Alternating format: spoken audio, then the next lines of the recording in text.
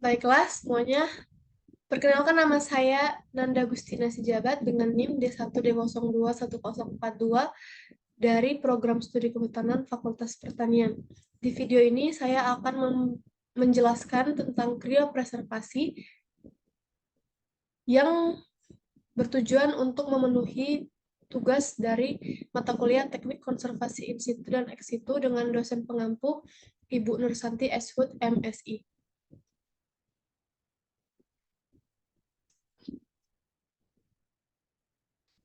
Baiklah, saya akan masuk ke materinya. Kriopreservasi berasal dari kata Yunani yaitu kraios, yang artinya beku. Jadi, kriopreservasi adalah penyimpanan bahan biologis yang tidak mematikan pada suhu yang sangat rendah.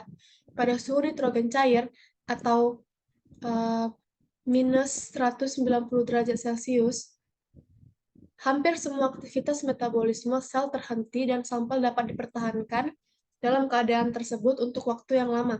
Namun, hanya sedikit bahan biologis yang dapat dibekukan tanpa mempengaruhi kelangsungan hidup sel. Yang artinya, bahan biologis tersebut dapat dibekukan, namun akan mempengaruhi kelangsungan hidup sel. Begitu. Lalu ada sejarahnya.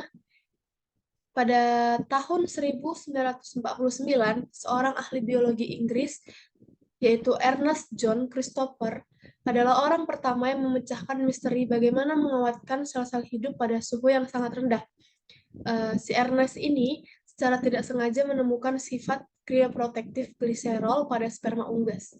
Lalu pada tahun 1950-an, seorang peneliti yaitu James mengemukakan bahwa peningkatan konsentrasi garam dalam sel karena dehidrasi akibat kehilangan air mengakibatkan kerusakan sel, dan ia juga mengusulkan mekanisme kerja krioprotektan.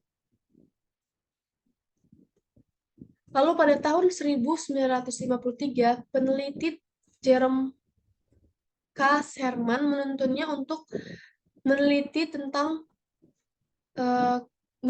pembekuan dan pencairan sperma manusia. Lalu pada tahun 1983 ada peneliti yaitu Alan Tronson yang dipuji atas keberhasilannya mencapai kehamilan setelah membekukan embrio manusia awal 1 hingga 3 hari setelah pembuahan. Adapun metode penyimpanan dari kriopreservasi ini, yang pertama, kriopreservasi ini umumnya dalam bentuk nitrogen cair. Nah, kriopreservasi ini disimpan, cairan nitrogen cair ini disimpan dalam penyimpanan dingin pada suhu yang rendah dan tidak beku. Lalu mempunyai tekanan yang rendah yang berguna untuk mengurangi sebagian tekanan atmosfer. Penyimpanan oksigen rendah melibatkan kadar oksigen namun tetap mempertahankan kualitas atau tekanan. Kemudian, adapun prinsip dari kriopreservasi ini adalah untuk membawa sel atau jaringan tanaman ke keadaan metabolisme nol dan tidak membelah dengan mengurangi suhu dengan adanya krioprotektan. Bisa dilakukan dengan lebih dari karbon dioksida padat pada suhu minus 79 derajat Celcius, lalu pada suhu rendah dalam pendingin di suhu minus 80 derajat Celcius, dalam fase uap nitrogen di suhu minus 150 derajat Celcius, dan dalam nitrogen cair pada suhu minus 196 derajat Celcius. Adapun mekanisme kriopreservasi ada 9. Yang pertama itu ada pemilihan bahan tanaman, yang kedua ada pra-pertumbuhan, yang ketiga ada penambahan krioprotektan, yang keempat ada pembekuan, yang kelima ada penyimpanan dalam nitrogen cair, yang keenam ada pencairan, yang ketujuh pencucian dan pengolahan kembali, yang kedelapan pengukuran kelangsungan hidup, dan yang kesembilan ada munculnya regenerasi tanaman. Baiklah, saya akan membahas satu persatu dari mekanisme kriopreservasi tersebut. Yang pertama ada pemilihan bahan tanaman. yaitu kondisi morfologi dan fisiologis bahan tanaman mempengaruhi kemampuan eksplan untuk bertahan hidup selama kriopreservasi. Adapun beberapa jenis jaringan yang dapat digunakan untuk kriopreservasi ini yaitu telur, serbuk sari, embrio, endosperma, dan protoplasma. Faktor-faktor yang perlu diperhatikan dalam pemilihan tanaman untuk kriopreservasi ini adalah satu, jaringan yang dipilih harus dari tanaman yang sehat, kecil dan muda, kaya akan sitoplasma. Sel-sel meristik dapat bertahan hidup lebih baik dibandingkan oleh sel-sel yang lebih besar. Sel-sel di dalam tanaman tersebut harus mempunyai vakuola yang tinggi. Kadar air sel atau jaringan yang digunakan untuk kriopreservasi haruslah air yang dapat dibekukan dengan kadar rendah. Jaringan dapat tahan terhadap suhu yang sangat rendah. Lalu ada pra-pertumbuhan. Perawatan pra-pertumbuhan ini melindungi jaringan tanaman terhadap paparan nitrogen cair. Pra-pertumbuhan melibatkan penerapan bahan adiktif yang diketahui dapat meningkatkan toleransi tanaman terhadap stres.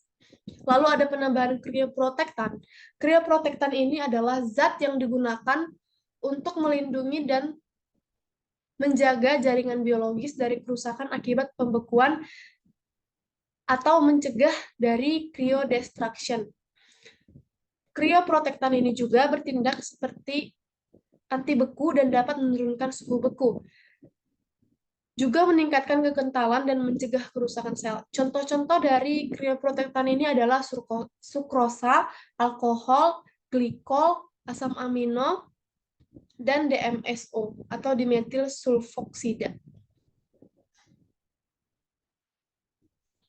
Pembekuan merupakan peralihan fase di mana suatu zat cair berubah menjadi padat ketika suhunya diturunkan di bawah titik bekunya. Sensitivitas sel terhadap suhu rendah bergantung pada spesies tumbuhan.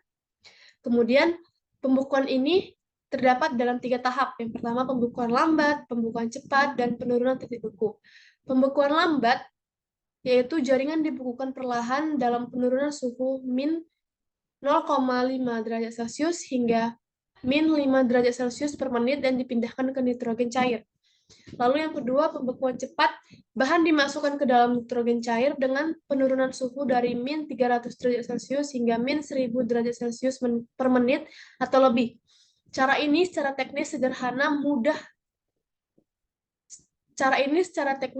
sederhana dan mudah ditangani. Digunakan untuk kriopreservasi ujung suntikan spesies kentang, stroberi, dan brassica. Lalu ada penurunan titik beku. Dalam metode ini, pembekuan diturunkan hingga minus 20 derajat Celcius dan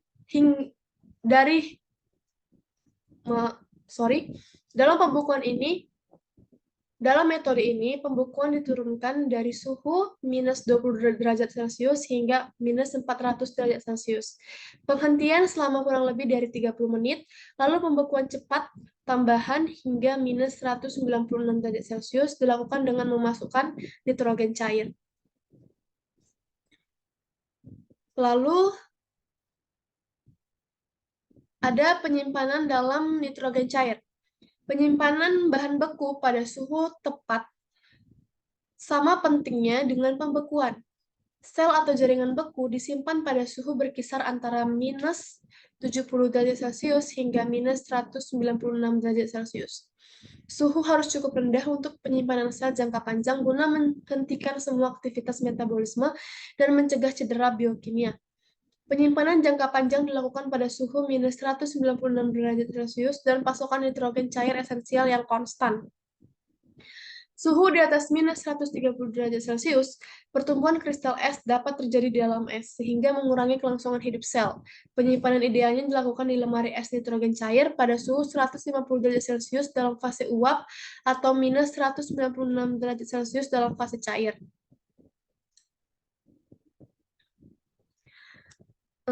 Mengapa sih nitrogen cair itu ideal untuk kriopreservasi? Karena nitrogen cair itu disebut juga dengan cairan kriogenik. Secara kimia, nitrogen cair itu bersifat inert. Biaya yang dihasilkan relatif rendah, tidak beracun, tidak mudah terbakar, dan nitrogen cair selalu tersedia. Lalu ada tahap selanjutnya yaitu pencairan. Proses pencairan dilakukan dengan memasukkan vial berisi sampel ke dalam penangas air hangat yang bersuhu 35 hingga 40 derajat Celcius dengan putaran kuat 15 detik. Setelah proses pencairan, vial dipindahkan ke bak lain pada suhu 0 derajat Celcius.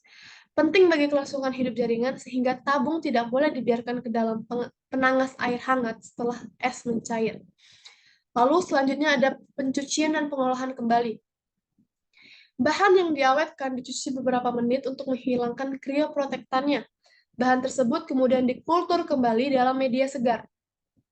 Apabila krioprotektan yang digunakan memiliki tingkat toksik atau tidak toksik yang rendah, maka kultur tersebut tidak boleh dicuci, namun cukup dikultur ulang.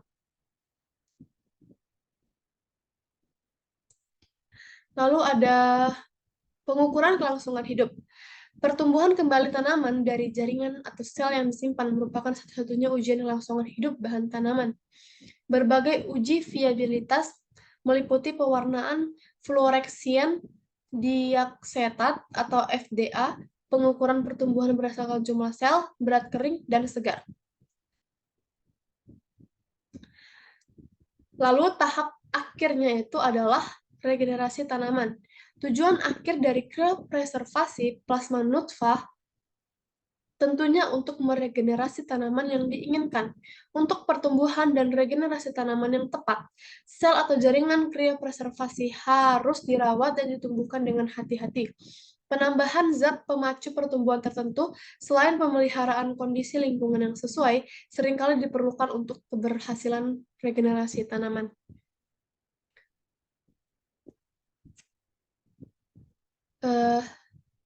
Kriopreservasi dapat dilakukan pada embrio, jaringan ovarium, oosit, semen, dan jaringan testis. Kriopreservasi ini adalah metode ideal untuk konservasi material jangka panjang.